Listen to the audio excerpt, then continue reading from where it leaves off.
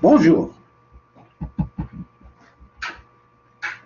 La dernière fois, on a vu dans cette matière du PES le problème principal qui est le problème de croissance qui impacte directement les autres problèmes qu'on va voir durant cette séance.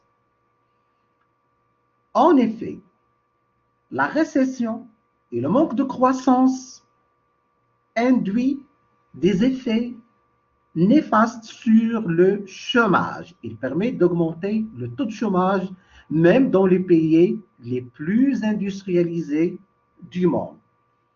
Aujourd'hui, on va voir le deuxième principal problème qui est celui du chômage. On va voir successivement les théories du chômage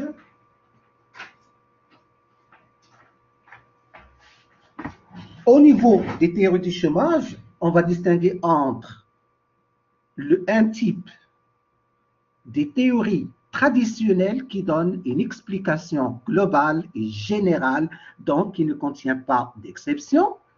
Et dans un deuxième temps, on va voir le deuxième type de théories du chômage qui sont considérées comme des théories modernes, pragmatiques, ponctuelles.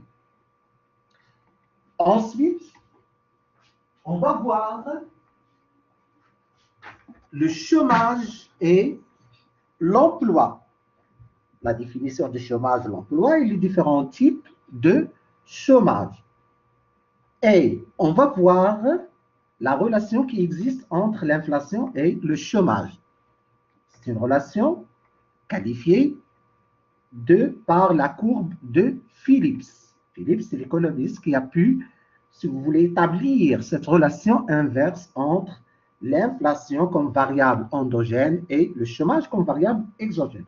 Et enfin, on va terminer le cours par une séance, un petit exercice d'application pour vous montrer comment vous pouvez calculer les indicateurs du taux de chômage, le taux de chômage, le taux d'emploi, le taux d'activité, et ainsi de suite. Alors, on va commencer tout d'abord le cours par l'analyse des théories du chômage. On commencera tout d'abord par les théories traditionnelles. Comment les théories traditionnelles expliquent le chômage? Alors, le premier courant, ou bien le premier type de théorie du chômage s'inscrit dans un cadre académique global et général, expliquant la réalité économique du chômage sans qu'il y ait d'exception. Il s'agit essentiellement des analyses théoriques libérales, c'est-à-dire classiques et bioclassiques, keynésiennes et post-keynésiennes, et enfin marxistes. Pour l'analyse traditionnelle du chômage, elle a été soulignée tout d'abord comme étant des analyses qui parfois tendent à expliquer le chômage du côté de l'offre, et parfois c'est le côté des libéraux, et parfois du côté de la demande. C'est le cas des keynésiens, post-keynésiens et marxistes. Il faut rappeler également que l'école libérale se caractérise par la place qu'elle accorde au marché et à la concurrence d'une part, et à l'explication de tous les problèmes, de toutes les variables, de toute n'importe quelle réalité économique du côté de l'offre, et généralement par une insuffisance de l'offre ou une faiblesse de l'offre. Pourquoi? Car avant 1929, il y avait une crise de production. Tout d'abord, commençons par les classiques. Selon les classiques, le salaire versé aux salariés tend vers le salaire naturel déterminé par l'équilibre sur le marché du travail et qui est égal au salaire de subsistance. Alors, lorsqu'on parle salaire de subsistance, cela veut dire que les salariés ne vont pas épargner. Donc, l'épargne égale à zéro. Cette définition a été retenue par plusieurs économistes, tels que Jean-Baptiste Say et David Ricardo. En plus, on va expliquer la cause d'où proviennent le chômage. La croissance démographique fait baisser le salaire au-dessous du salaire de subsistance. C'est une explication malthusienne, expliquée par la croissance plus que proportionnelle de la démographie. Donc, il y aura beaucoup de salariés qui vont offrir leur travail à un salaire qui est presque inférieur au salaire de subsistance. Et d'autre part, selon les classiques, parfois l'équilibre sur le marché n'est pas réalisé à cause de l'intervention de l'État à travers la fixation d'un minimum de salaire, par exemple le SMIC. Ou bien, parfois, les syndicats vont proposer une augmentation du salaire qui est supérieure au salaire déterminé par le marché, ce qui peut être considéré, selon les classiques, comme étant une cause du chômage. Donc, selon les classiques, cette demande des syndicats va entraîner une demande d'augmentation successive des salaires, ce qui peut être, selon les classiques, une contrainte pour la croissance économique et ne va pas engendrer de création d'emplois, car cette augmentation successive va faire baisser le taux de profit des entreprises. Donc, résumons, selon les classiques, le chômage s'explique par l'intervention de l'État, par la demande d'augmentation excessive des syndicats et par l'augmentation de la population qui va entraîner, si vous voulez, des salaires inférieurs aux salaires de subsistance et par conséquent, les salariés vont préférer être en chômage au lieu de travailler. Maintenant, selon la théorie néoclassique du chômage, le chômage, selon les néoclassiques, est causé par les rigidités du fonctionnement du marché du travail. Selon les néoclassiques, le travail est considéré comme n'importe quel bien dont le prix est déterminé au niveau du marché selon cette intersection entre l'offre du travail et la demande du travail. Les salariés doivent choisir entre soit un salaire qui est proposé par les entrepreneurs ou bien le chômage. Et la demande du travail dépend de la productivité marginale du travail. J'explique. Le salaire, qui est une variable qu'on cherche à expliquer, dépend de la productivité marginale du travail, c'est-à-dire d'une production d'une unité, c'est la production d'une unité additionnelle. Donc, si on veut que le salaire augmente, il faut que la productivité augmente. Cette explication va être par la suite remise en cause. Ensuite, selon la théorie keynésienne du chômage,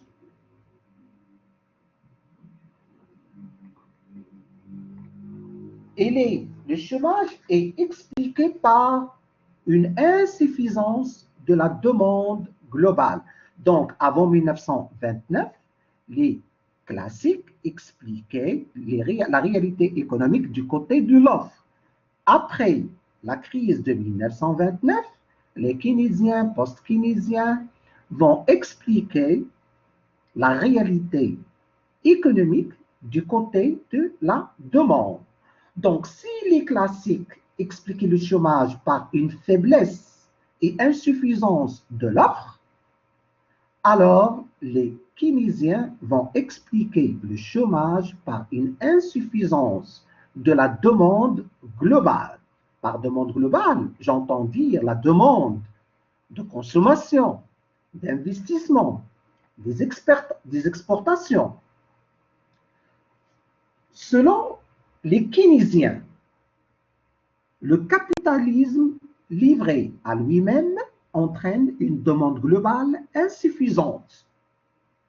C'est pourquoi Keynes est pour l'intervention de l'État qui peut injecter des revenus additionnels grâce à la fonction publique, par exemple. Donc, il va recruter des fonctionnaires qui vont recevoir des salaires qui vont, par exemple, ils vont consommer et donc ils vont entraîner par la suite des créations d'emplois pour satisfaire les besoins des nouveaux salariés.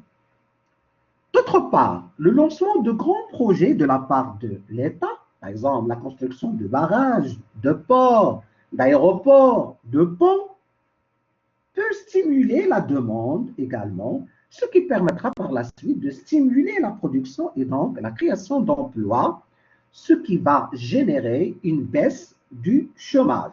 Donc, résumons, selon Keynes, le chômage est expliqué par une insuffisance de la demande globale par rapport aux capacités de production de toutes les entreprises, et il accorde uniquement et il apporte aussi la solution. La solution pour baisser le chômage, c'est d'injecter des salaires par l'État dans le circuit économique. Ensuite, l'analyse marxiste. Ou bien commençons par l'analyse post-keynésienne. Alors, les macroéconomistes, car les économistes keynésiens et post-keynésiens sont considérés comme des macroéconomistes. Les macroéconomistes post-keynésiens considèrent dans le plus éminent, c'est Edmond Malinvaud, un grand macroéconomiste. Considère, par exemple, Edmond Malinvaud, que les prix des biens et services sont fixés à l'avance. Ils sont déterminés par le marché et qu'un déséquilibre sur le marché entraîne une action sur tout simplement les quantités. Vous allez suivre, c'est très important. La valeur d'un bien, c'est le prix multiplié par la quantité.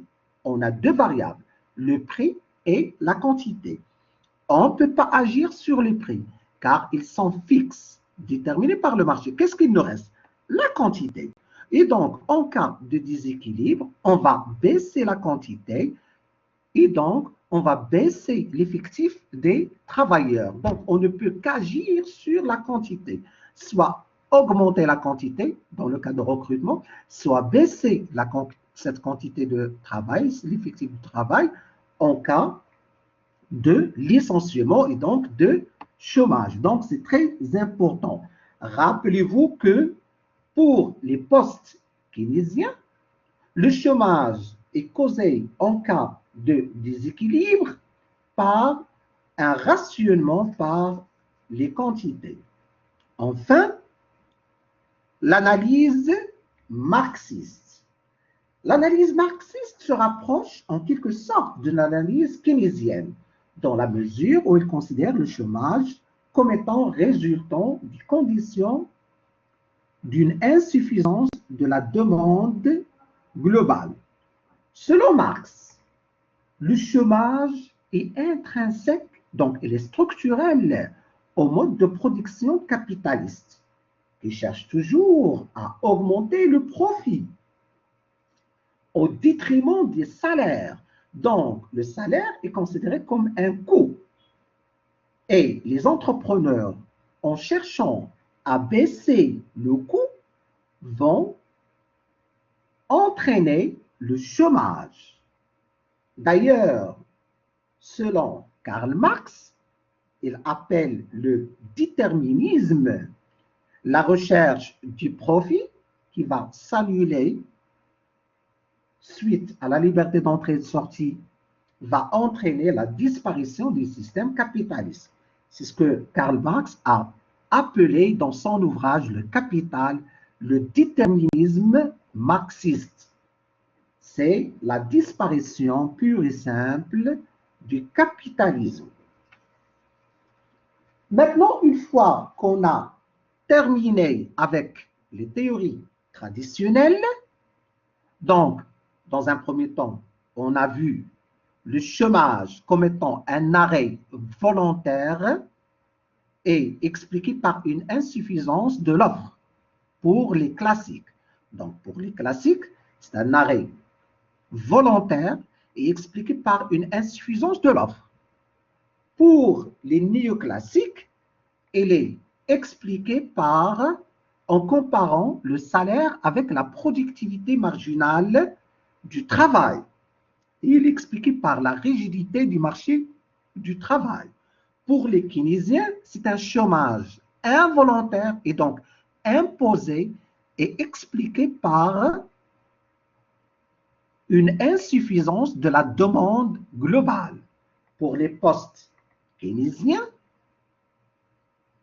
le chômage est expliqué en cas de déséquilibre par un rationnement et donc une action sur la quantité du travail, car le prix est fixe et on ne peut pas agir sur le prix, et que la valeur elle est égale prix multiplié par quantité, c'est-à-dire quantité effective du travailleur, des salariés, on ne peut qu'agir sur la quantité. Et enfin, selon Marx, alors il considère le chômage comme intrinsèque, comme structurel. Donc, c'est une caractéristique du système capitaliste. Maintenant, on arrive aux théories modernes du chômage. Si les théories traditionnelles sont considérées comme des théories globales, d'analyse globale, générale du chômage, il l'explique dans sa généralité, dans sa globalité, alors les théories modernes du chômage sont des théories ponctuelles, pragmatiques.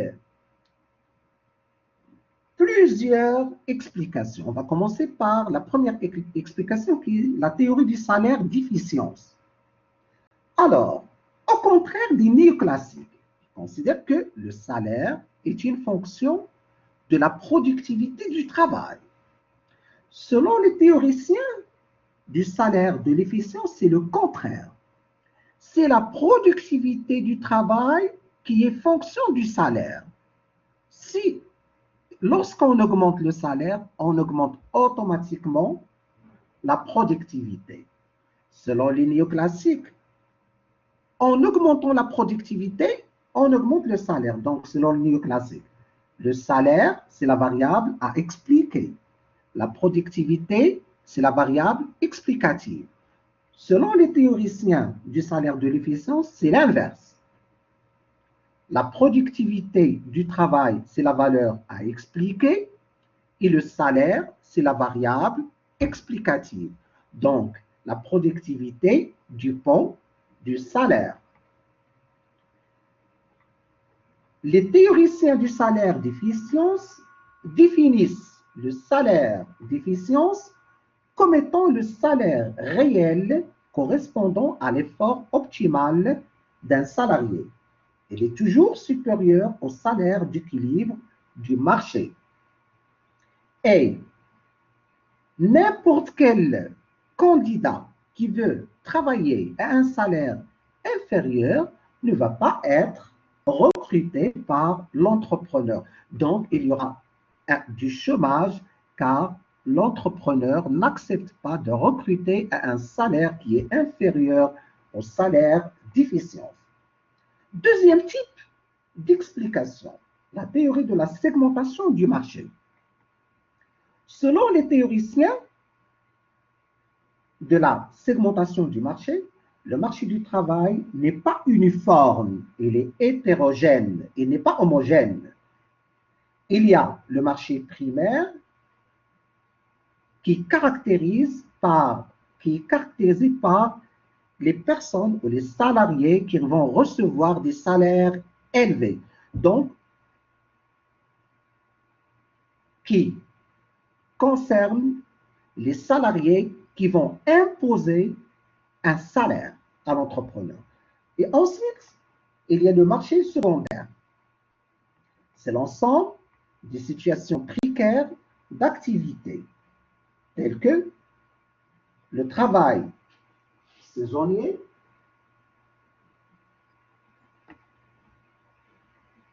le travail avec des contrats, le SMIC, le SMAG, et donc ce sont des activités considérées comme précaires. On a, selon ces théoriciens, un chômage malthusien, car les entreprises fixent un salaire inférieur à celui déterminé par le marché. Un autre type d'explication des théories modernes du chômage, le modèle insider-outsider. Alors, les salariés expérimentés, qui sont qualifiés d'insiders, ils vont exiger un salaire élevé qui constitue une barrière à l'entrée pour les nouveaux salariés non expérimentés. Alors, les personnes vont être en chômage car il manque tout simplement d'expérience.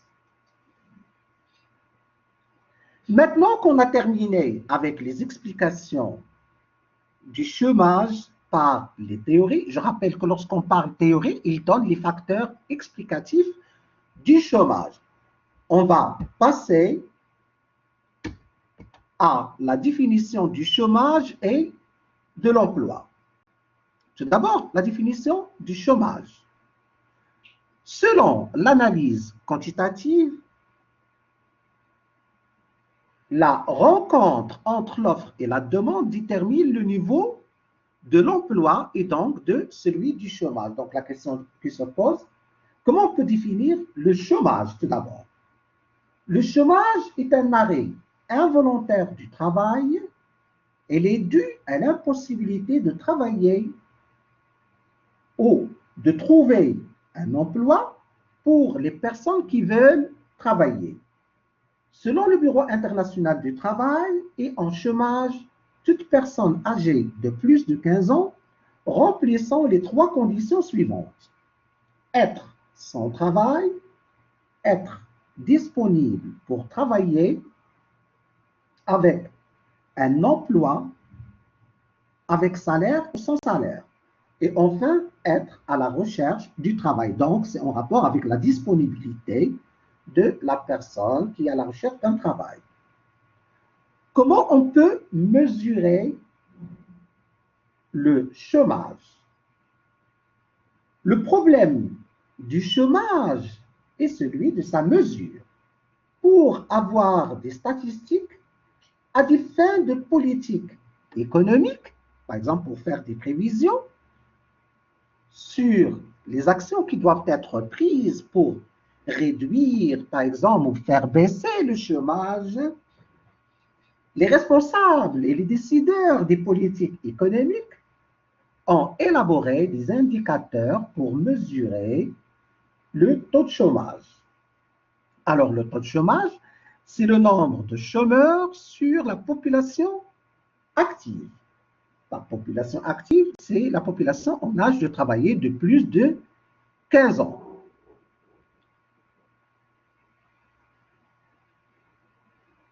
Ensuite, la population globale, Il comprend tous les habitants résidant dans un pays à un moment donné. Et le taux d'activité, il est égal à la population active sur la population totale.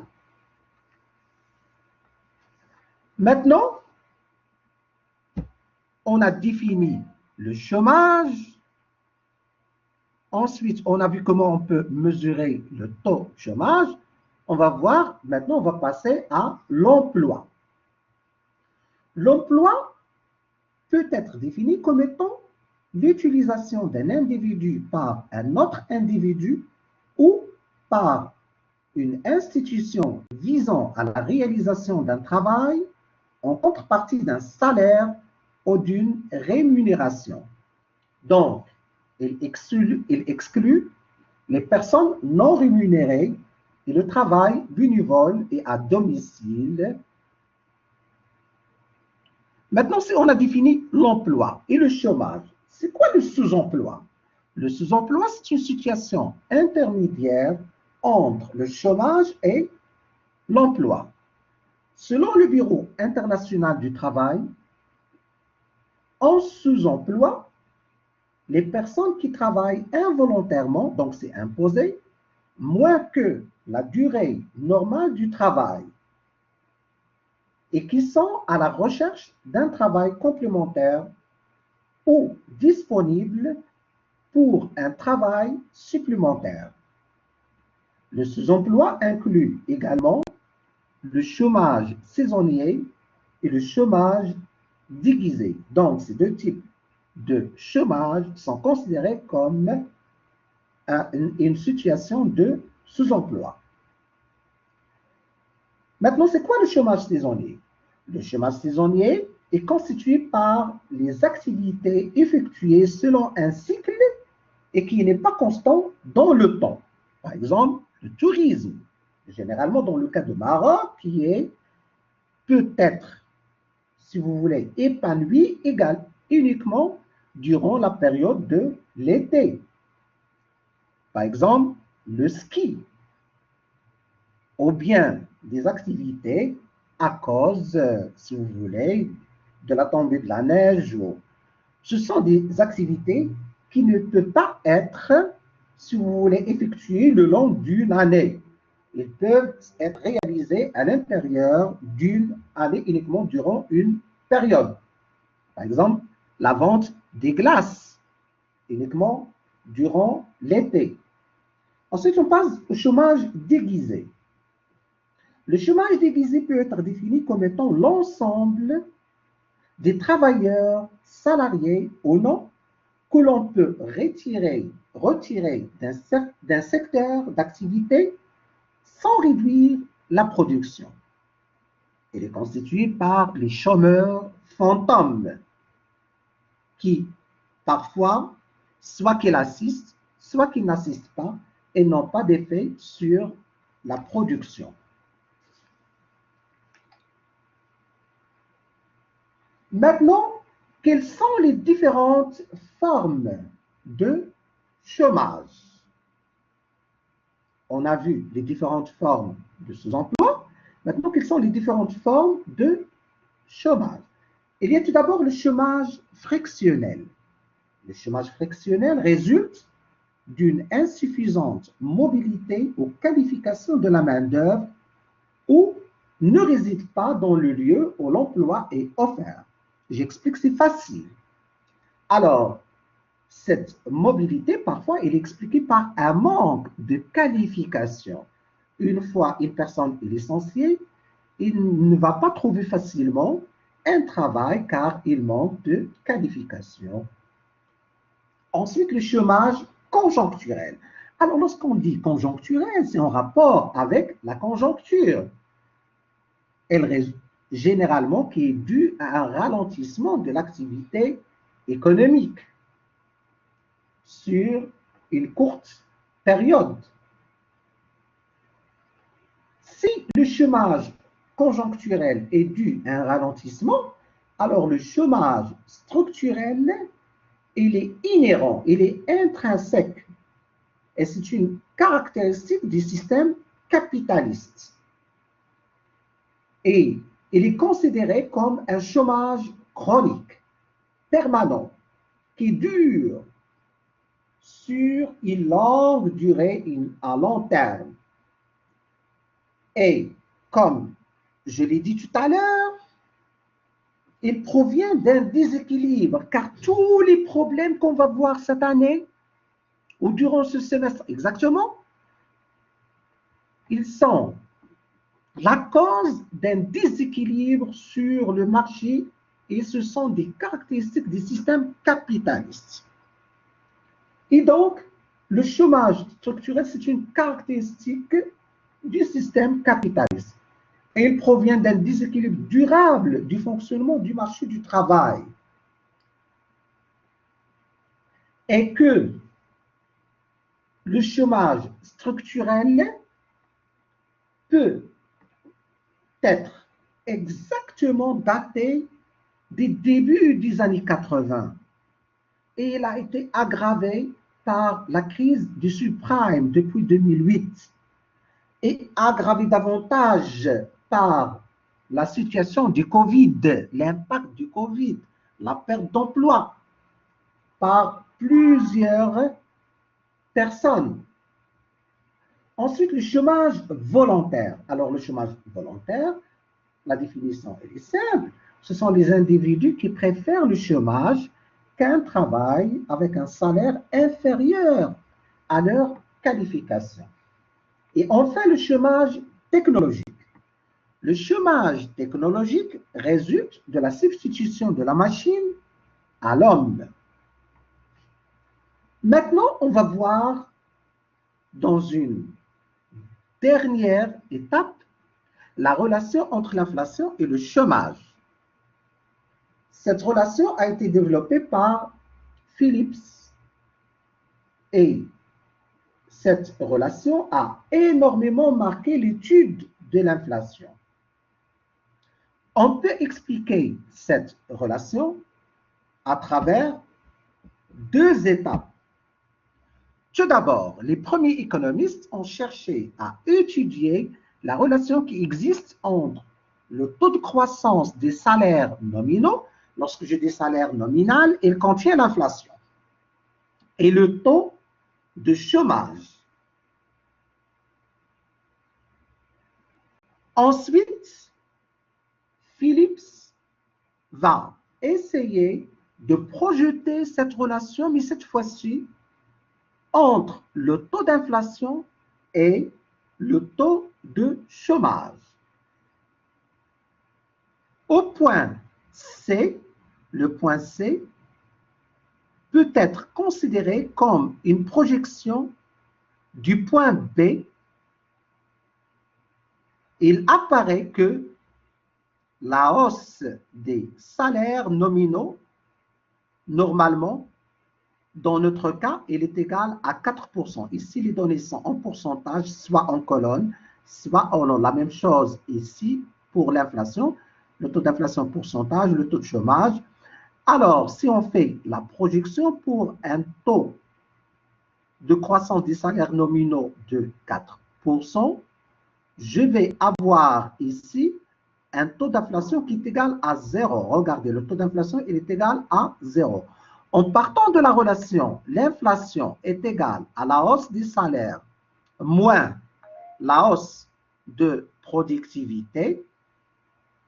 Pour avoir un taux d'inflation est égal à 0 et pour une hausse de salaire égale 4%, on doit forcément avoir une hausse de la productivité de 4%.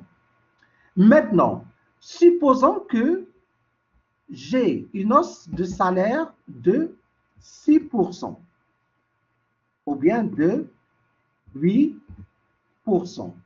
Pour une hausse de la productivité de 4%, 8% moins 4% va donner une inflation de 4%.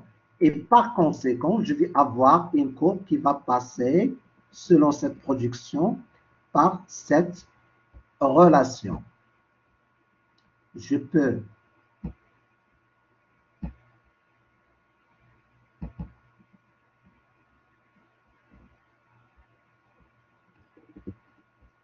je vais essayer de chercher une...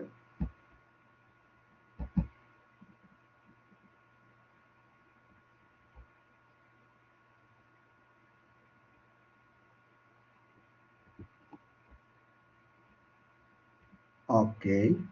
Donc,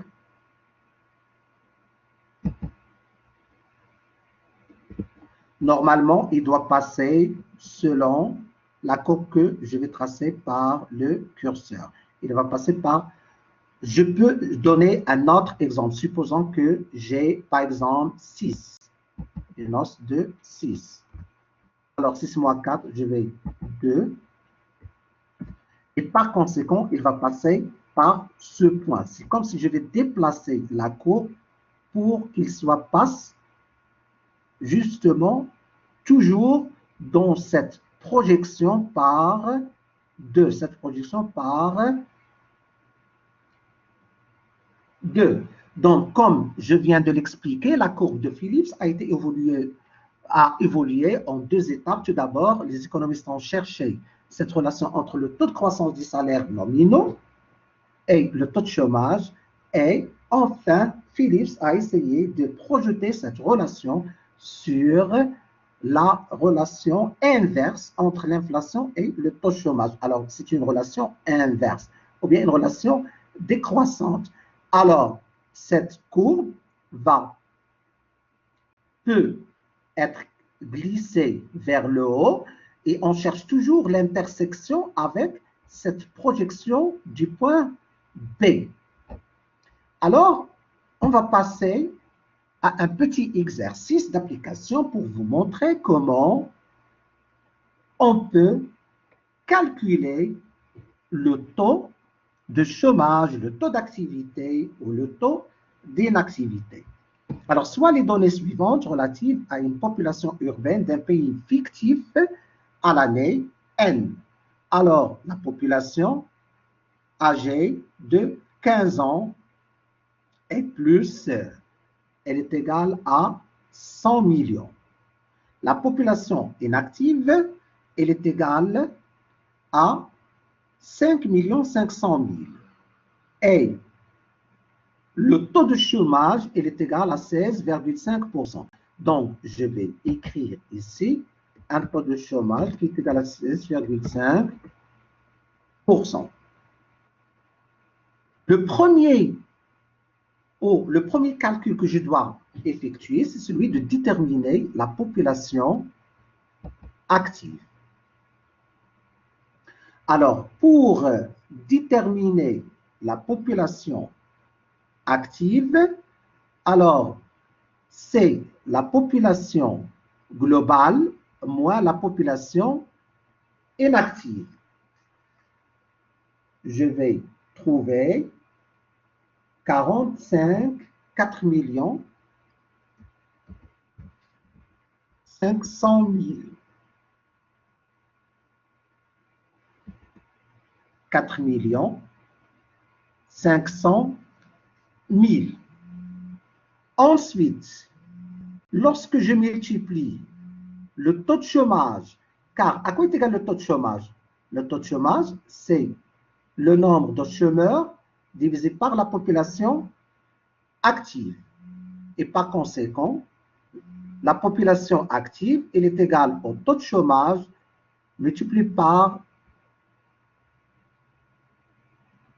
je reprends, le nombre de chômeurs, elle est égal au taux de chômage multiplié par la population active. Donc, je multiplie 16,5% par 4 500 000. Je vais trouver 742 500. 742 500. Ensuite, pour le nombre des personnes occupées, j'ai 2 solutions. Soit elle est égale à la population active moins le nombre de chômeurs, soit je vais tout d'abord calculer le taux de chômage, le taux d'emploi. Le taux d'emploi est égal à 100% moins 16,5%, qui est égal à 83,5%. Ensuite, je vais multiplier 83,5% par la population active. Je vais trouver 3 757 500. Maintenant, le taux d'activité. Le taux d'activité, il est égal à la population active sur 100 millions, ce qui est égal à 45%. Enfin, le taux d'inactivité, il est soit égal au nombre à l'effectif de la population inactive sur la population globale, ou bien il est égal à 100% moins 45%, qui est égal à 55%. Donc, je vous remercie et à la semaine prochaine. Je vais essayer de vous déposer le cours format PDF et la séance prochaine, on va voir directement le problème de l'inflation. Je vous remercie et à la séance prochaine.